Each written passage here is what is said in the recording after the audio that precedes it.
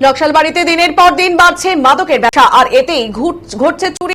বৃহস্পতিবার দুপুরে নকশালবাড়ি গ্রাম পঞ্চায়েতের পক্ষ থেকে নকশালবাড়ি থানায় মাদকের বিরুদ্ধে সোচ্চার হয়ে স্মারকলিপি প্রদান করা হয়। এদিন গ্রাম পঞ্চায়েতের প্রধান জয়ন্তী হিরো, উপপ্রধান বিশ্বজিৎ ঘোষ সহ পঞ্চায়েতের সদস্যরা নকশালবাড়ি থানার ভারপ্রাপ্ত আধিকারিকের সাথে দেখা করে সমস্যা সমাধানের দাবি জানান। নকশালবাড়ির খালপাড়া, কটিয়াজোদ, তোতাঞ্জোদ, কালুয়াজোদ, খেমচি সহ প্রেমনগর মাদক ব্যবসা রমরমিয়ে উঠেছে।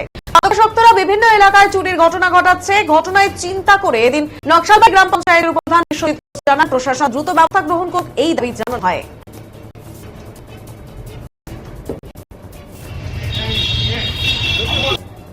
কি বিষয় আজকে আপনার থানায় আসা?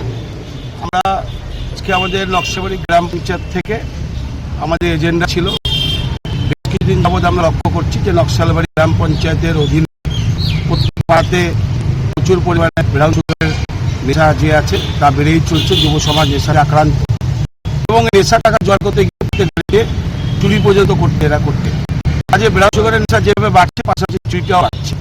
প্রশাসনে আমরা আজকে গ্রাম পঞ্চায়েতের সমস্ত আমাদের প্রধান, উপপ্রধান এবং পঞ্চায়েত মেম্বাররা নকশালবাড়ি যে সর্বনাশ যে আমাদের নেশা, সেই নেশার বিরুদ্ধে আমাদের মেম্বাররা এই নেশার বিরুদ্ধে নেশাকে নকশালবাড়িতে বাড়তে দেওয়া যাবে।